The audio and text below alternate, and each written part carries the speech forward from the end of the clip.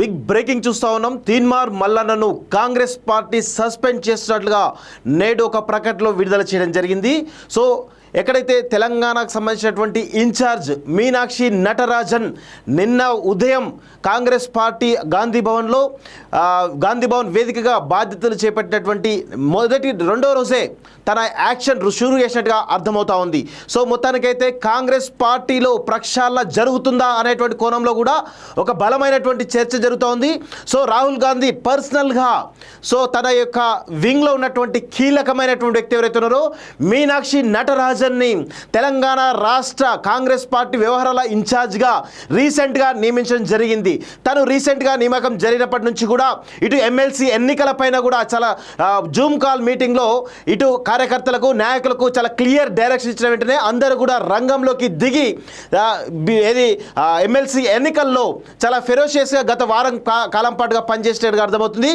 So నిన్న ఉదయం చాలా సాదా సీదాగా ఎలాంటి ఆడంబరాలు లేకుండా ట్రైన్లో దిగి ఓన్లీ కేవలం పిసిసి ప్రెసిడెంట్ గారు కేవలం రిసీవ్ చేసుకోవడం జరిగింది. ఎలాంటి హంగు ఆర్భాటాలు లేకుండా సాదా సీదాగా ఒక సామాన్యురాలిగా ఆమె గాంధీ భవన్కు వచ్చి బాధ్యతలు స్వీకరించడం జరిగింది. నిన్న బాధ్యతలు స్వీకరించిన వెంటనే పార్టీ యొక్క ఎవరైతే కార్యనిర్వహణ కమిటీ అవుతుందో ఆ కమిటీ తోటి చాలా కీలకంగా కొన్ని గంటల పాటు పార్టీ కార్యక్రమాలు కావచ్చు, పార్టీకి సంబంధించినటువంటి విషయాలపైన సుదీర్ఘంగా చర్చించడం తెలుస్తూ ఉంది. ఈ క్రమంలో ఎన్నో రోజుల నుంచి కాంగ్రెస్ పార్టీకి ఈరోజు కొరకరాని కొయ్యగా తయారైనటువంటి కాంగ్రెస్ పార్టీలో ఎమ్మెల్సీగా గెలిచినటువంటి తీన్మార్ మల్లన్నను ఈరోజు కాంగ్రెస్ పార్టీ సస్పెండ్ చేయడం జరిగింది.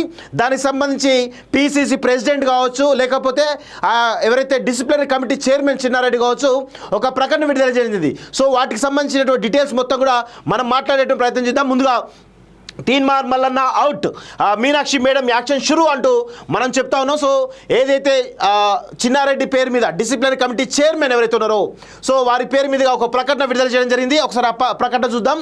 Suspension orders the disciplinary action committee DSC of TPCC has served show cause notice to you on 5th February 2025 for indulging in anti-party activities and asked you to submit your explanation on or before 12th February 2025, but the DSC has not received your explanation so far, and again you are continuing your tirade against Congress party repeatedly. Hence the disciplinary action committee has decided suspend you from the Congress party keeping in view of your anti-party activities అంటూ చూస్తూ ఉన్నాం. So గత కొంతకాలంగా బీసీల విషయంలో కావచ్చు, లేకపోతే కొంతమంది నాయకుల విషయంలో కావచ్చు, తీన్మార్ మల్లన్న తన మాన్యూస్ వేదికగా కొన్ని కామెంట్స్ చేయడం జరిగింది. అదేవిధంగా బీసీలకు సంబంధించినటువంటి కులగణన రిపోర్టు అసెంబ్లీ పెట్టిన తర్వాత అటు మండలిలో కావచ్చు, లేకపోతే శాసనసభలో చర్చ జరుగుతున్న సమయంలో అక్కడ శాసన మండలి నుంచి వాకౌట్ చేసినటువంటి తీన్మార్ మల్లన్న తన యొక్క క్యూన్యూస్ ఆఫీస్ వెళ్ళి క్యూన్యూస్ ఆఫీస్ లైవ్లోనే ఆ యొక్క కులగణన ప్రతులు ఏవైతున్నాయో దాన్ని చించివేస్తూ చాలా సంచలనమైనటువంటి కామెంట్స్ చేయడం జరిగింది. సో దాన్ని సీరియస్గా తీసుకున్నటువంటి కాంగ్రెస్ పార్టీ సో అతనికి షోకాజ్ నోటీస్ కూడా ఇవ్వడం జరిగింది. ఎప్పుడు 5th February 2025 రోజు. సో ఆయనకు 1 week సమయం ఇచ్చింది. 12th February కల్లా ఎక్స్ప్లెనేషన్ ఇవ్వాల్సిందిగా కోరడం జరిగింది. సో దానికి సంబంధించి ఎలాంటి రిప్లై కూడా డిసిప్లినరీ యాక్షన్ కమిటీకి రాకపోవడం వల్ల నేడు తీన్మార్ మల్లన్నను సస్పెండ్ చేస్తున్నట్టుగా తెలుస్తూ ఉంది. సో మొత్తానికైతే బీసీలకు సంబంధించినటువంటి అంశం ఈరోజు తెరపైకి భారీగా వస్తున్నట్టు చూస్తున్నాం. సో బీసీ రిజర్వేషన్లు కావచ్చు, లేకపోతే బీసీ రాజ్యాధికారం అనేటువంటి కోణంలో తీన్మార్ మల్లన్న గత కొంతకాలంగా కాంగ్రెస్ పార్టీ యొక్క లైన్ను దాటి మరి చాలా సంచలనమైనటువంటి కామెంట్స్ చేయడం జరిగింది. ఒక వర్గాన్ని టార్గెట్ చేస్తూ కూడా చాలా పెద్ద ఎత్తున అటు వరంగల్లో జరిగినటువంటి సభలో కావచ్చు, లేదంటే తన మాన్ న్యూస్లో కావచ్చు, లేదంటే కొన్ని మీడియా ఇంటర్వ్యూలలో కూడా చాలా రకాలుగా విమర్శించడం జరిగింది. అనంతరం కూడా కొంతకాలంగా సీరియస్గా గమనిస్తున్నటువంటి కాంగ్రెస్ పార్టీ మొత్తానికైతే మీనాక్షి నటరాజన్ ఇన్ఛార్జ్గా బాధ్యతలు చేపట్టిన రెండో రోజే సస్పెండ్ చేయడం వెనకాల మరి కాంగ్రెస్ పార్టీలో ప్రక్షాళన మొదలైందా అనేటువంటి చర్చ బలంగా జరుగుతూ ఉంది. సో మీనాక్షి నటరాజన్ ఇటు రాహుల్ గాంధీ ఆదేశాలతోటి చాలా సీరియస్గా పార్టీని ప్రక్షాళన చేసే అవకాశం కనబడుతూ ఉంది.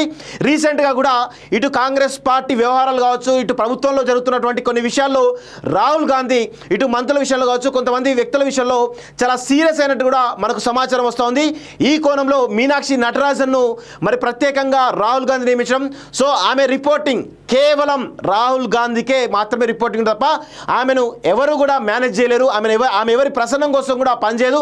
కేవలం కాంగ్రెస్ పార్టీ సిద్ధాంతాలు కావచ్చు, గాంధేయ సిద్ధాంతాలు కావచ్చు, వాటి కోసమే పనిచేసేటువంటి వ్యక్తుల్లో ఈరోజు మీనాక్షి నటరాజన్ ఒకరు.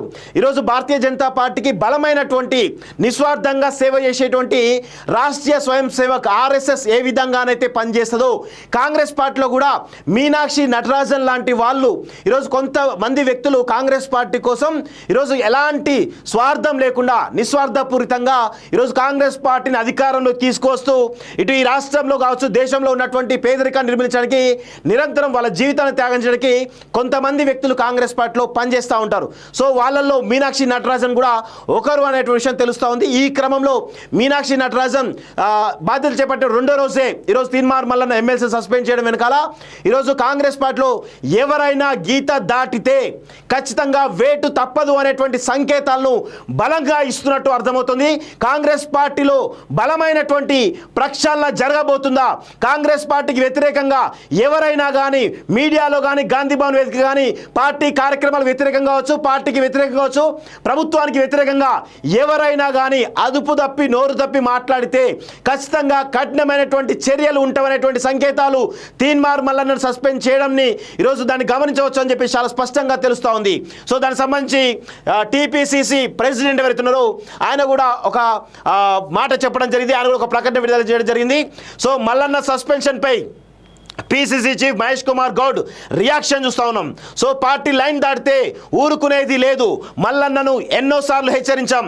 బీసీ కులగణన ప్రతులు చించడంపై AICC సీరియస్ అయింది. మల్లన్న చేసిన వ్యాఖ్యలు చాలా తప్పు.